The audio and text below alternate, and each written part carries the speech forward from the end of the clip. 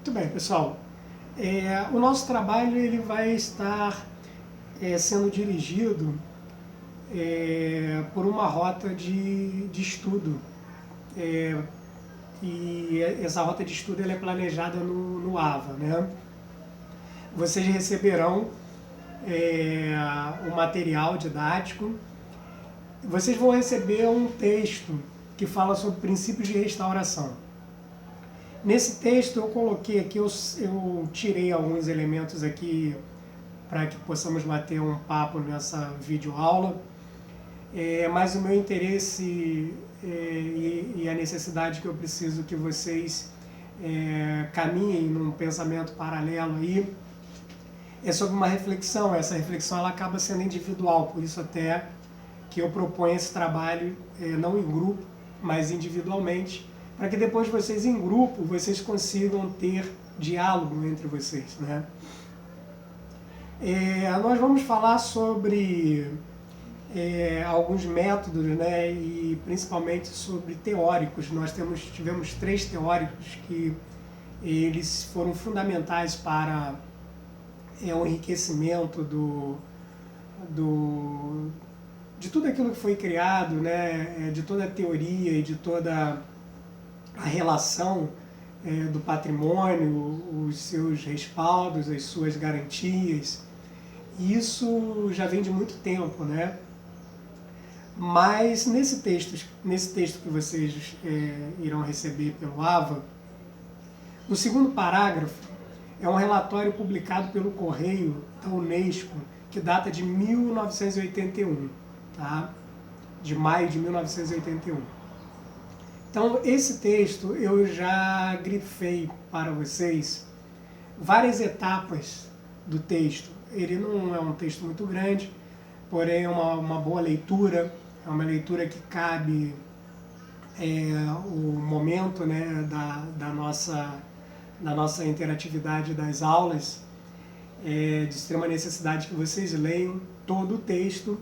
E esses pontos que foram grifados, eles são pontos que eu gostaria que vocês colocassem como elemento de reflexão e que para que no futuro vocês então condicionassem isso no trabalho de vocês, tá? E na verdade o material que eu coloquei no AVA para vocês, ele é um material que ele vai estar relacionado lá a uma reflexão voltada para um pensamento do filme Crônicas da Demolição que nós vimos no dia da aula inaugural, tá, pessoal? Mas o filme, ele na verdade, ele é apenas uma ferramenta, né? Uma ferramenta para que a gente possa pensar, para que a gente possa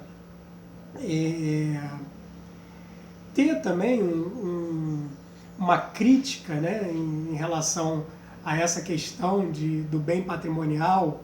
É válido demolir? É válido fazer a restauração? O melhor seria preservar, mas quando não se preserva, né, o que se faz depois? Então esses teóricos, eles conseguiram traçar, né, pensamentos no decorrer dos tempos que foram sendo embasados por cartas patrimoniais. Essas cartas foram sendo desenvolvidas também no decorrer do tempo. Eu já coloquei alguma dessas cartas para vocês já devem ter recebido esse material pelo AVA. Eu espero que possamos trocar isso nas nossas aulas em webconferência, tá, pessoal? Que vocês possam ir me confirmando o material que vocês estão recebendo, que vocês estão lendo, qualquer dúvida que vocês possam tirar nesse tempo real da nossa aula na webconferência, tá bom? Mas o segundo parágrafo desse relatório, que foi criado na Itália, né, em 1981, ele diz o seguinte: o desenvolvimento industrial não pode nem deve ser freado, mas os danos podem ser minimizados através do combate ao desperdício, à expansão sem controles e à exploração econômica e principalmente a poluição. Então nós sabemos claramente que nós temos problemas sérios. Eu vou dar um exemplo para vocês no caso da Igreja Nossa Senhora do Pilar, né? que fica ali na Kennedy, ali saindo da rodovia Washington Luiz. Ali nós temos vários impactos naquele patrimônio, né? Ele vai desde uma poluição atual, né? O tempo que aquele patrimônio foi edificado, não existiam caminhões nem ônibus. A poluição não se dá apenas pelo o material o poluente, né? Dos gases, que isso também acaba interferindo na construção, né? É tão claro isso que, por exemplo, a gente mora próximo, por exemplo, uma via de uma artéria, por exemplo, que passa um ônibus, né? E você pode fazer uma limpeza na sua casa e de repente você vai lá, passa um paninho e você já vê aquela poeira preta novamente. Vocês imaginem isso batendo exatamente nas paredes externas do objeto, né, do bem patrimonial. Isso vai alterando, com o tempo isso vai alterando a sua qualidade e a sua resistência também. Temos coisas interessantes como, por exemplo, estamos muito próximos ao mar, então existem também alguns problemas relacionados, né, que vão deteriorar o bem patrimonial por elementos também advindo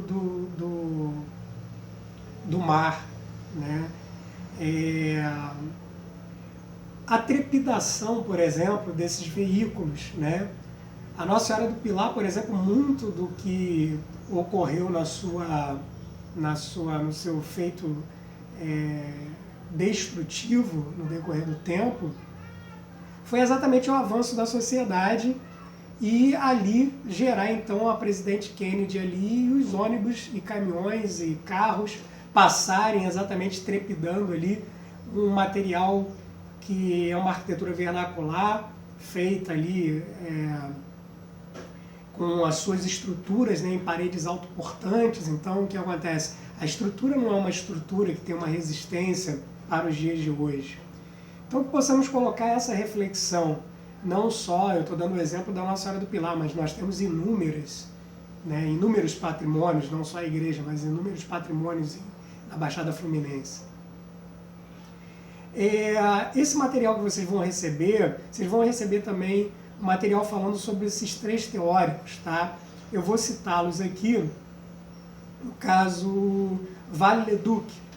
Viollet-le-Duc foi um francês que tinha um carinho imenso pelo passado, né? Considerado como método romântico ou doutrina intervencionista, que era a forma dele pensar, né, na questão do patrimônio. Ele foi uma pessoa ali, um ativista ali no carinho, né, nesse tocante do bem patrimonial, do que era o antigo, por exemplo. Muitas das vezes não se teriam bons olhos para um grupo, né? Mas para Le-Duc não. Le-Duc tinha seu punho forte ali em preservar o patrimônio. Ele dizia o seguinte, Le-Duc foi precursor teórico da arquitetura moderna, né? Viveu na França e se formava nos princípios da restauração, onde na verdade a restauração estava se firmando como ciência, né, nesse período. Para vocês terem noção, em 1845, Le-Duc foi o vencedor do concurso que fez a restauração de Notre Dame, que lamentavelmente, recentemente agora pegou fogo, né? Muito próximo também à data aqui que o nosso museu da Quinta da Boa Vista também pegou fogo. Então, assim, observem que os patrimônios, eles estão em quadro de risco, independente do local, né? A gente às vezes fala muito só do Brasil, que não temos o controle, né, a preocupação antecipada do que pode acontecer, mas observe que a França, com todo o seu amparato, infelizmente, o patrimônio por algum momento, isso não está livre, né? Pode ocasionar um incêndio, pode ocasionar algum tipo de dano. E é exatamente isso é que a restauração ela entra, né? A prevenção, principalmente, o ideal seria prevenir isso, já ter um cuidado antecipado. E para Leduc, ele entende que restaurar é restituí-lo a um estado completo. Então, para Leduc, entender o pensamento de Viollet-le-Duc, é que ele entende que o patrimônio deveria, de alguma forma, a partir do momento que ele entrasse em colapso, em estado de total destruição, que se recomposse novamente, né?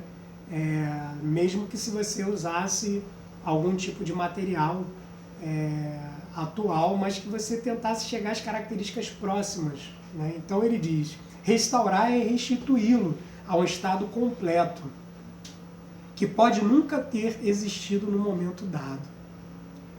E isso vai, em alguns momentos, isso vai acabar batendo, né, com pensamentos de outros teóricos. Em alguns momentos também vamos ter John Ruskin, que tem um método anti-intervencionista. Observe aí agora, né, o contraponto. Então, John Ruskin diz o seguinte: nós não temos o mínimo direito de fazê-lo. Eles, os bens patrimoniais, não nos pertencem. Isso em aulas, eu sempre comento com meus alunos o seguinte: pessoal, se existe um campo, uma área onde o arquiteto não deve pensar como o arquiteto, né, que pensou na obra ou que assinou a obra, esse arquiteto, essa pessoa que trabalha nessa área, ela tem que ter esse pensamento, porque a obra realmente não é nossa. A obra, ela foi feita há um tempo, né, por alguém, por um arquiteto que deve ser respeitado.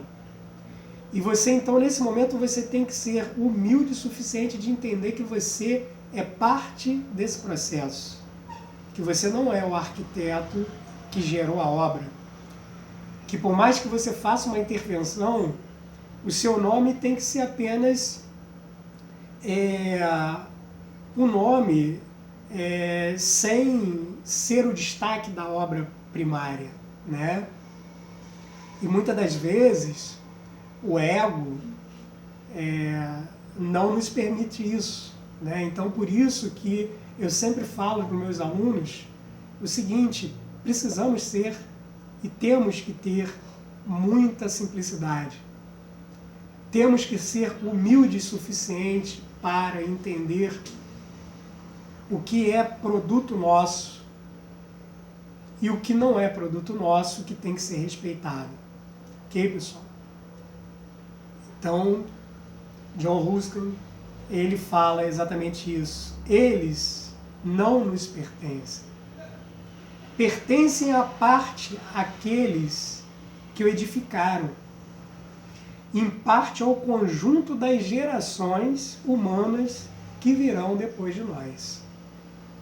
Então é necessário que possamos pensar no primeiro momento e sempre preservar aquilo que foi feito por alguém. Tá? E aí, o terceiro teórico, Camilo Boito. Camilo Boito vai, então, ser um dos teóricos que vai traduzir, talvez, esse entendimento entre eles, né? Até pela sua influência, advinda de Ruskin, enfim.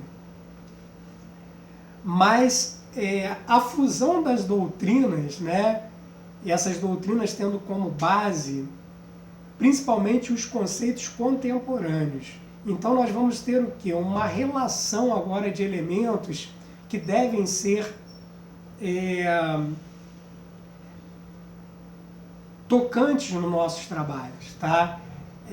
Porque foram gerados cartas patrimoniais, né? Então a primeira carta de restauração, ela acontece na Itália em 1883, tá?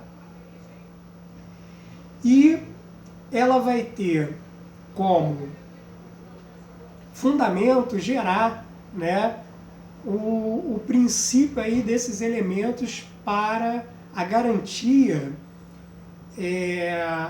das nossas intervenções. Então, por exemplo, coisas como noção de autenticidade, diferenciando tipologicamente o novo do antigo. Isso é muito importante a gente frisar isso, tá, pessoal? Então, nesse caso, a questão de ser um patrimônio autêntico, né? E como diferenciar tipologicamente o novo do antigo, ou seja, se você vai fazer uma intervenção num bem patrimonial, você não pode usar, por exemplo,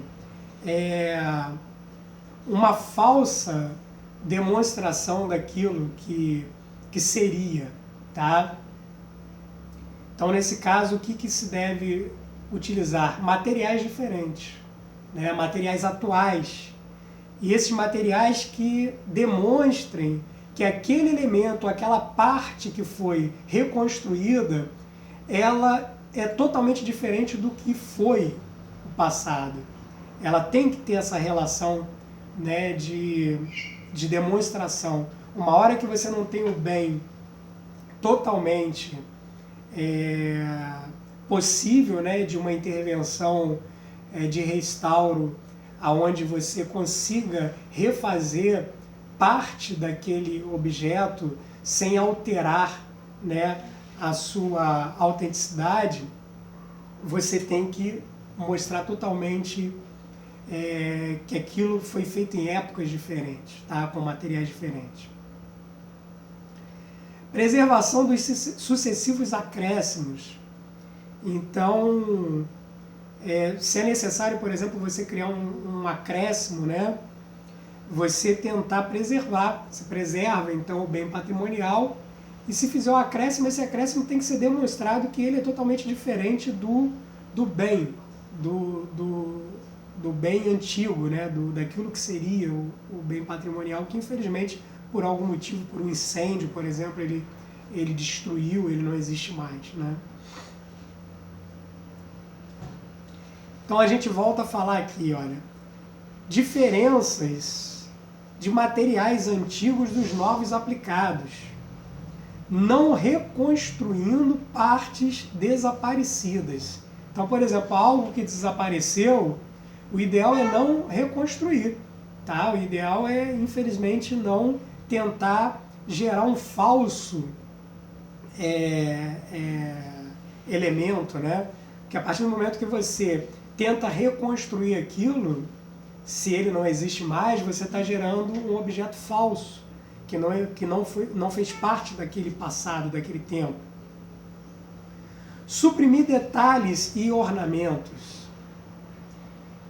Isso já acontece há muito tempo, né? Expor nos museus os objetos removidos. Então, por exemplo, ocorreu um incêndio em Notre Dame. Então, algum objeto teve que ser retirado dali e não tem como ser recomposto lá. O que vai se fazer com aquele objeto? Esse objeto deve ser removido para o museu e ele deve, então, a partir daquele momento, fazer parte integrante de um museu e contar a história, né, daquilo que aconteceu e hoje aquele objeto faz parte, então, de uma peça de museu, né? A intervenção não deve passar por original. Então, por exemplo, eu sou arquiteto, eu não posso interferir no bem patrimonial e achar que aquilo que eu fiz é original, né? Então, a intervenção não deve passar por original. Apresentando o registro da data da intervenção nas peças novas utilizadas. Então, deixar bem claro o que foi feito hoje, né? Prioridade do presente em relação ao passado. Então, se você usa hoje um material, por exemplo, como concreto armado, aço, hoje se usa muito, por exemplo, até, né, materiais metálicos, plásticos, enfim. Isso deve ficar muito bem claro, tá? Que isso não faz parte do passado.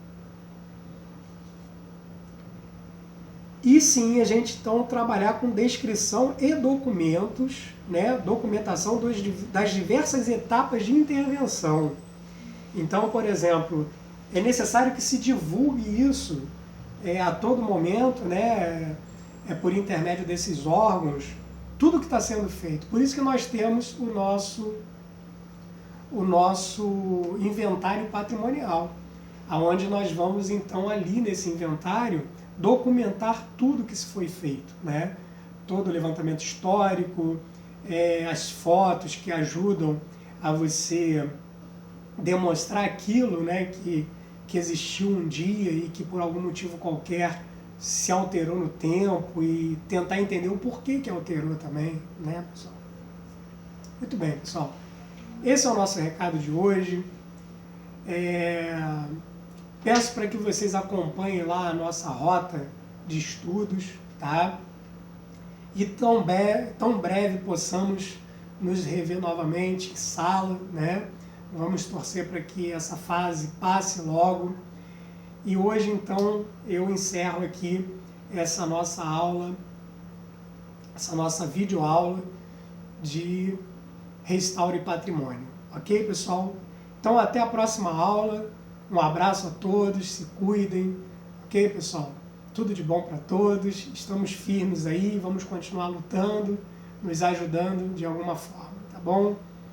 E não esqueçam das nossas aulas em horário, em tempo real de aula, né? Na nossa webconferência, tá bem? Então eu estarei esperando vocês lá na nossa webconferência. Um abraço a todos, tá? Tchau, gente.